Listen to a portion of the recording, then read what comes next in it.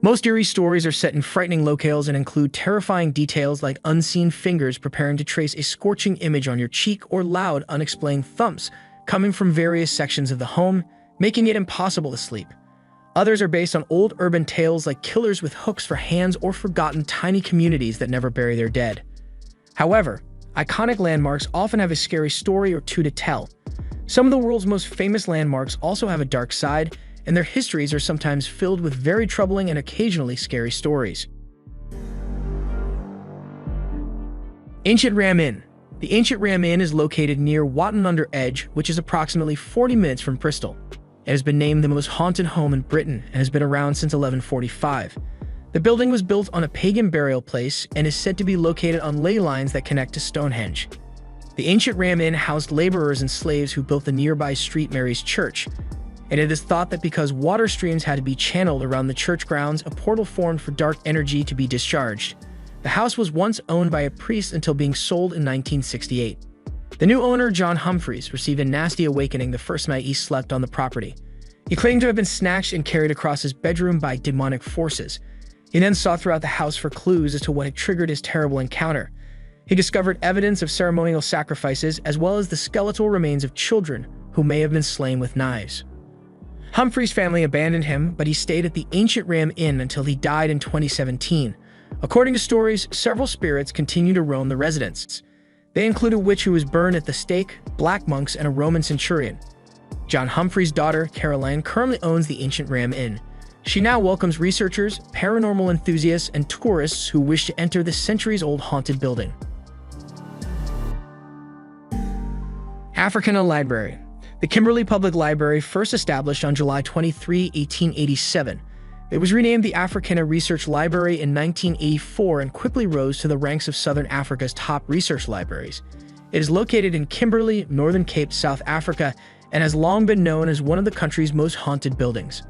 The library's first librarian spent his days devising a pricing scheme, but he was quickly detected. In 1908, Bertrand Dyer coped with the incident by taking arsenic, which he endured for 3 horrible days before dying. He never left his post, though, with visitors to the library claiming to have seen his spirit walking the corridors and rearranging some of the thousands of books housed there. It has also been suggested that if you can't find a specific book, simply cry out the title and Dyer will find it for you. Loang Su. Loang Su, which translates to Thousand Doors in Javanese, is a colonial-era edifice that functioned as the Dutch East Indies Railway Company's headquarters in Semarang, Central Java. The structure features 600 windows and several doorways and arcs resembling the labyrinth. The complex comprises of several buildings labeled A, B, C, and D. During World War II, Japanese soldiers invaded Loang Su and converted the B building basement into a makeshift prison. Many of the inmates kept here were slain, and it has been believed that their restless, headless spirits haunt the Loang Su complex. The spirit of a Dutch woman who committed suicide has also been said to roam the area. The Indonesian government attempted to clean up the building and restore its status as a non-creepy tourist destination. However, ghost tours are still the most lucrative activity. Masada Fortress. Herod the Great, king of Judea, erected Masada as a castle complex on the outskirts of the Judean desert in the 4th century BCE. The ancient Romans conquered Judea in the 1st century AD, and the complex served as a Jewish fortification. When the Romans ultimately conquered Masada, the majority of the women and children who hid behind the castle committed suicide. During the Byzantine Empire, a group of monks established a hermetic monastery on the location, and the land remained deserted for approximately 13 centuries before being found in 1828.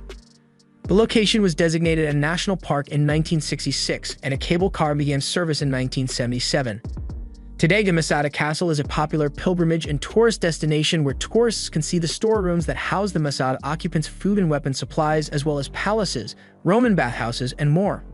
However, individuals who committed suicide behind the fortress walls continue to make their presence known today. As people go about taking photographs and appreciating the ancient edifice, some hear the screams of those who died before the Romans could capture them. Others see the apparitions of these miserable souls who are stranded in the area where they died.